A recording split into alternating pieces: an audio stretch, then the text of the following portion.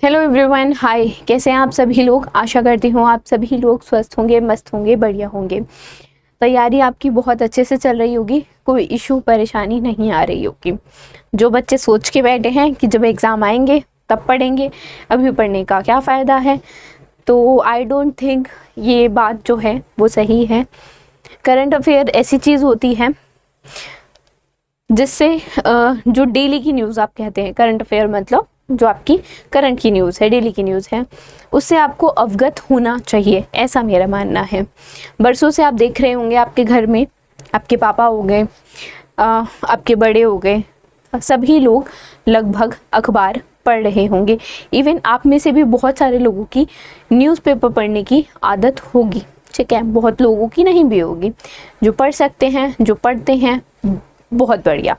जो नहीं पढ़ते हैं, एटलीस्ट किसी भी चैनल के माध्यम से, बीट आर चैनल, ठीक है, और newspaper, B it like media, ठीक है, न्यूज़ चैनल, किसी भी माध्यम से आप डेली अपडेट क्या हो रहा है आपके आसपास, इस चीज़ की अपडेट आपको लेनी चाहिए। तो चलो आओ सेशन की शुरुआत करते हैं, देखते हैं। देखो, ECI election commission of India ने ना एक ऐप लॉन्च किया है। ऐप किसके लिए लॉन्च किया है? ऐप उन लोगों के लिए लॉन्च किया है जो 85 साल से ज़्यादा के एज के हैं, ठीक है, 85 ईयर्स से ज़्यादा एज के हैं, या फिर जो पीडब्ल्यूडी कैटेगरी में है, that is person with disabilities की जो कैटेगरी होती है, मतलब जो 40% से ज़्यादा, बेसिकली जो क्राइटेरिया है वो ये है कि 40% से ज़्यादा जो लोग डिसेबल है, and those who can't like step out, वो लोग घर पे ही बैठे सक्षम ऐप है उसके माध्यम से वोट कर सकते हैं, ठीक है। राजीव कुमार जो हैं चीफ इलेक्शन कमिश्नर हैं, राजीव कुमार जी, ठीक है। एंड हेडक्वार्टर की अगर बात करोगे, इलेक्शन कमीशन ऑफ इंडिया का अगर हेडक्वार्टर की बात करोगे, कॉन्स्टिट्यूशनल बॉडी है, हेडक्वार्टर है न्यू दिल्ली, नई दिल्ली में, ठीक है। चलो, सक्षम ऐप के बारे में हमने जाना, और जो 40% से ज़्यादा बेंचमार्क डिसेबिलिटी है, या फिर 85 अबव ईयर से अबव वाले जो लोग हैं, उन लोगों के लिए सक्षम ऐप जो है वो घर बैठे ही वोटिंग की सुविधा प्रोवाइड करता है। उसके अलावा अगर कोई जाता भी है तो ट्रांसपोर्टेशन भी फ्री है, ठीक है। ऐसा नहीं है कि ट्रांसपोर्टेशन आने जाने में दिक्कत होगी, तो वो भी नहीं है। चलो आगे देखते हैं, कौन सी ऑर्गेनाइजेशन का जो प्रोजेक्ट है वो क्वालिफाई हुआ है WSIS प्राइस कैटेगरी जो है उसकी, benefit in all aspect of life, environment की कैटेगरी है, उसमें किस कंपनी का प्रोजेक्ट जो है वो क्वालिफाई हुआ है?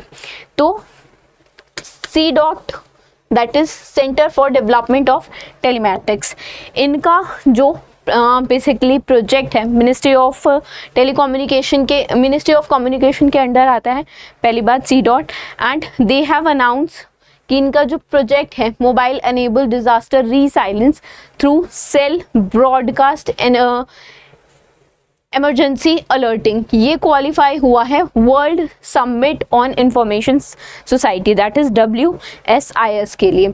और कैटेगरी की हमने बात ही की थी, benefit in all aspect of life, environment, ये 1000 से ऊपर ग्लोबल एंटिटीज थी, उनमें से this has been selected, and this project is developed end to end state of art solution for the one that is being for the instant deliveries, right, for critical life saving emergency information on our mobile phone through cellular telecom networks in broadcast mode, and this also enable message presentation on handset with distinct tone, and जो pop-up notification है that will also help, thus providing effective alerting by grabbing user attention in critical situation on a real time basis। Price की बात करें तो this is basically given to the outstanding project और achievement that is being done in the information sector, communication technology one, and basically to something that is being achieved, or something that is that have sustainable development goal, and that is basically to accelerate achievement to sustainable development goal, right। अगर C dot की बात करें तो C dot का जो headquarter है वो दिल्ली में ही है, नई दिल्ली में ही है, और डॉक्टर राजकुमार उपाध्याय जो हैं वो इसके सीईओ हैं, ठीक है। हेडक्वार्टर तो न्यू दिल्ली में ही है, that is headquarter, and CEO की बात करोगे तो राजकुमार उपाध्याय जी हैं, ठीक है। Centre for development and telemetrics. चलो आगे चलते हैं। Who has been appointed as the chairperson of digital news publishers association, DNPA digital news publisher association के चेयरपर्सन के तौर पे कौन इलेक्ट हुई हैं या हुए हैं? तो ये इलेक्ट हुई हैं मरियम मेनन मैथ्यू, ठीक है। एंड शी हैज़ रिप्लेस्ड, और इन्होंने यू कैन से सक्सीड किया है तन्मय महेश्वरी को, right. And she also served as the vice chairperson, जब जो चेयरमैनशिप थी तन्मय जी जब चेयरमैन थे उस टाइम पे इन्होंने वाइस प्रेसिडेंट के तौर पे काम किया है। अजीत चैटर्जी जो हैं ट्रेजरर हैं, और दिल्ली में ही हेडक्वार्टर है इनका, ठीक है। यहीं पे लिख लेते हैं।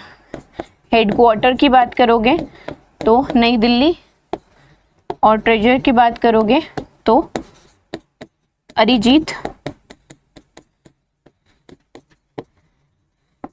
चैटर्जी,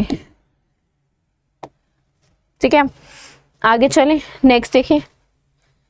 इनमें से कौन इलेक्ट हुआ है नया प्रेसिडेंट किसका? Federation of Indian Export organisation.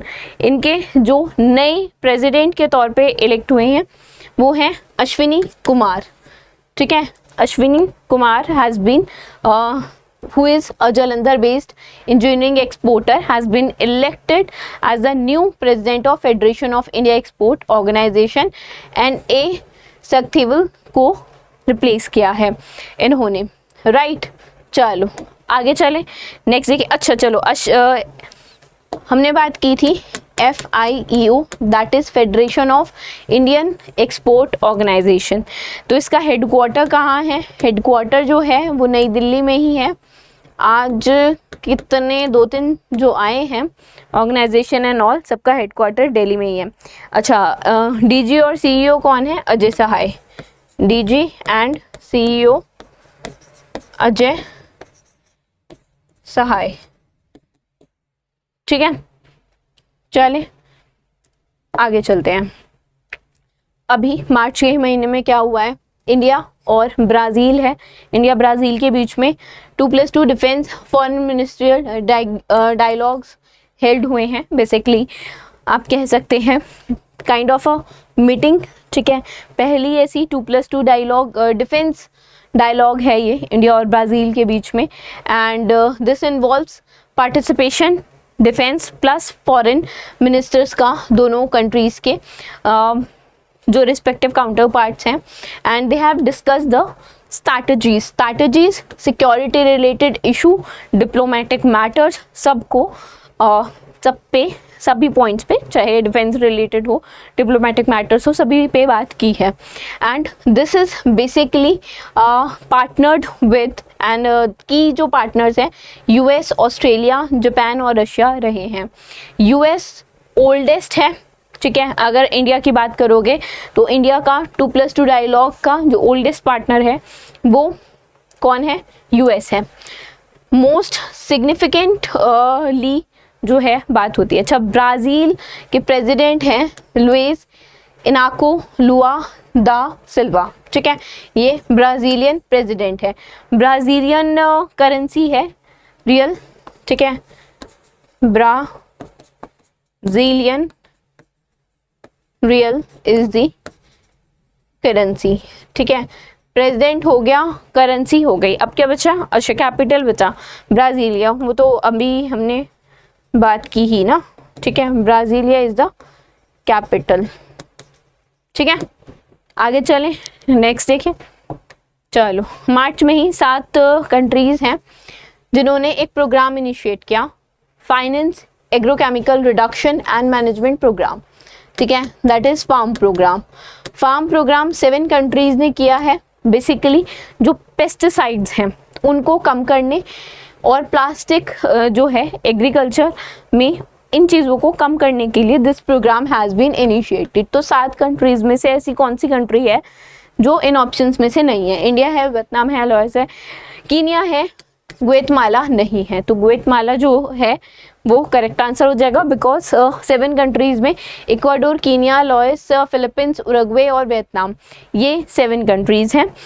They have initiated the programme that is called farm. Farm is basically to address pollution, जो एग्रीकल्चर में पॉल्यूशन है पेस्टिसाइड से, प्लास्टिक से, उसको कम करना is the main aim of farm, and this initiative or this initiation basically combat कम करता है जो टॉक्सिक पेस्टिसाइड्स हैं, जो टॉक्सिक मटेरियल है, ठीक है, उसका use come and environment friendly चीज़ों का यूज़ ज़्यादा। And this basically is led by UNEP, ठीक है, यूनाइटेड नेशन एनवायरमेंट प्रोग्राम के द्वारा ये जो फार्म प्रोग्राम है वो कंडक्ट किया जा रहा है एंड ग्लोबल एनवायरमेंट फैसिलिटी से भी सपोर्ट मिल रहा है। And this intent to shift जो फाइनेंशियल इंसेंटिव्स है फार्मर्स का वो शिफ्ट हो और वो जो है वो लो कार्बन या लो या फिर नो केमिकल, लो मतलब कम या फिर नो नहीं, कोई भी केमिकल के बिना ही अपनी जो खेती बाड़ी है वो करें। ऐसे बेसिकली तरीके ढूंढें जिससे पेस्टिसाइड ना के बराबर यूज़ किया जाए। प्रोग्राम जो है it basically prevent the release of 51,000 tonne of hazardous pesticides और 20,000 टन ऑफ प्लास्टिक वेस्ट, जो basically it also reduce carbon dioxide emission and land को भी प्रोटेक्ट करेगा, ठीक है, 3 मिलियन का लैंड भी बेसिकली प्रोटेक्ट होगा। UNEP का हेडक्वार्टर की अगर बात करोगे कीनिया में है ना, वो भी कीनिया में हेडक्वार्टर है, ठीक है। चलो ऊपर लिख लेते हैं EP, ठीक है, नायरोबी कीनिया में हेडक्वार्टर है, ठीक है। और इनके हेड कौन है? इनके हेड हैं इंगर एडिसन एंडरसन, ठीक है, ये जो हैं वो एग्जीक्यूटिव डायरेक्टर हैं, ED शॉर्ट में लिख देती हूँ, ठीक है। This is the headquarter of United Nation Environment Programme, right. चलो आगे चलते हैं। एस्ट्रोनॉमर्स ने डिस्कवर किया है 2 एंशिएंट स्ट्रीम्स ऑफ स्टार जिनका नाम शिव और शक्ति रखा है एंड ये जो हैं वो अर्लीस्ट जो मिल्की वे गैलेक्सी है उसके अर्लीस्ट सोर्स के रूप में दिखे हैं। तो ये आइडेंटिफाई किसने किया है, किस टेलीस्कोप ने किया है? This has been identify Gaia telescope, जिसको बेसिकली 2013 में this has been launch Gaia telescope and ये एक this has been instrumental in mapping the Milky Way 3 dimensional structure, ठीक है। जो मिल्की वे है उसका एक 3 डायमेंशनल स्ट्रक्चर को मैप करने, एस्ट्रोनॉमर्स को हेल्प करने में कि जो शिव और शक्ति हैं उनका जो पूरा स्वरूप है, ठीक है, जो स्टार्स का पूरा स्वरूप है वो कैसा है। अगर शिव शक्ति की बात करोगे ना तो सन से भी काफ़ी गुना ज़्यादा मतलब लाइक बड़ा है, ठीक है। स्ट्रक्चर की बात करोगे, चलो शुरू से देख लेते हैं। जैसे मैंने बोला बिल्डिंग अर्लीस्ट बिल्डिंग ब्लॉक है and this has been identified by Gaia telescope of European space agency and this has been merge with Milky Way around 12 million years पहले एंड ईच जो स्ट्रक्चर है वो कंटेन करता है बिल्कुल similar composition 12 से 13 million साल पहले विद जो इसका मास है वो 10 मिलियन टाइम्स ज़्यादा है सन से। ऐसा बोला जाता है जो शिव शक्ति है ना, उनसे मिलके ही पूरा ब्रह्मांड, पूरा कॉस्मोस जो है वो बना है, ठीक है, हिंदुइज्म में ऐसा माना जाता है। अकमस ड्रग्स एंड फार्मास्यूटिकल लिमिटेड ने हाल ही में डेवलप किया है इंडिया का पहला रूम टेम्परेचर पे स्टेबल रहने वाला मेडिसिन, ठीक है, ड्रग, ठीक। अब ये जो है वो किस डिजीज के लिए डेवलप किया है, तो सिकल सेल डिजीज के लिए। सिकल सेल क्या होता है, खून की कमी आप बोल सकते हो इसको, ठीक है, डिसऑर्डर होता है। आरबीसी जो राउंड शेप में होते हैं ना, वो सी शेप में आ जाते हैं, ठीक है, काइंड ऑफ ऐसे सी शेप में आ जाते हैं, और फ्लो जो है आरबीसीज ढंग से फ्लो नहीं कर पाते, आरबीसीज की कमी हो जाती है, एंड इवेंचुअली जो इंसान है उसकी मृत्यु हो जाती है, द पर्सन बेसिकली डाई। तो ये आरबीसी डिसऑर्डर है, रेड ब्लड सेल्स का डिसऑर्डर है। 3 होते हैं, रेड ब्लड सेल्स होते हैं, वाइट ब्लड सेल्स होते हैं, डब्ल्यूबीसी होते हैं, और तीसरा इज द प्लेटलेट्स, जो डेंगू में हर कोई बोलता है, ठीक है, जब डेंगू वाला एक पूरा बारिश का वो आता है सीजन, ठीक है, और हर ऑलमोस्ट आप सुनते हो कि इसको डेंगू हो गया, उसको डेंगू हो गया, तो सब एक ही बात करते हैं, अरे यार उसकी प्लेटलेट्स गिर गई, अरे यार उसकी प्लेटलेट 1.5 लाख से 70,000 हो गई या 40,000 हो गई। तो these things are 3 things are present, ठीक है, in our blood cells, right. Sickle cell anaemia के बारे में मैंने आपको बताया ही कि जो ब्राउन शेप का आपका रेड ब्लड सेल्स होते हैं वो सी शेप के हो जाते हैं, एंड उसका फ्लो प्रॉपर नहीं हो पाता आरबीसीज का, रेड ब्लड सेल्स का, जिसके कारण जो है जब वो कम रुकावट आती है, कम डेवलप हो पाते हैं, तो इंसान जो है जब कमी हो जाती है तो इट इवेंचुअली डाइज। एंड हमेशा मेडिसिन जो हैं कुछ डिजीज़ में, ठीक है, मेडिसिन जो है उसका एक टेम्परेचर होता है कि 2 से 8 डिग्री सेल्सियस का, ठीक है। तो ये ओरल मेडिसिन है, यू कैन हैव इट, ठीक है, एंड इसमें कोई जो रेफ्रिजरेशन प्रोसेस है उसकी एज सच ज़रूरत नहीं पड़ेगी, उस प्रोसेस को एलिमिनेट करता है ये जो ड्रग है, ठीक है। तो दैट इज़ एक बेंचमार्क आप इसको कह सकते हैं, ठीक है, और देश में ही बना है, सो इंडिजीनियस है, that is a good thing, cost भी ज़्यादा नहीं है। आगे चलते हैं। Who has been appointed as the new chairman of Surat Diamond Bourse. Surat Diamond Bourse का जो न्यू चेयरमैन है वो कौन बने हैं, गोविंद ढोलकिया जो हैं वो नए चेयरमैन बने हैं सूरत डायमंड ब्रॉस, एंड इन्होंने वल्लभ भाई पटेल लखानी बेसिकली जी को रिप्लेस किया है, ठीक है। सूरत डायमंड ब्रॉस आप जानते हैं नॉन प्रॉफिट ऑर्गेनाइजेशन है, सूरत गुजरात में है, and it is a registered company under section 8 of company act 2013, ठीक है। तो सेक्शन 8 कंपनी एक्ट 2013 याद रखना।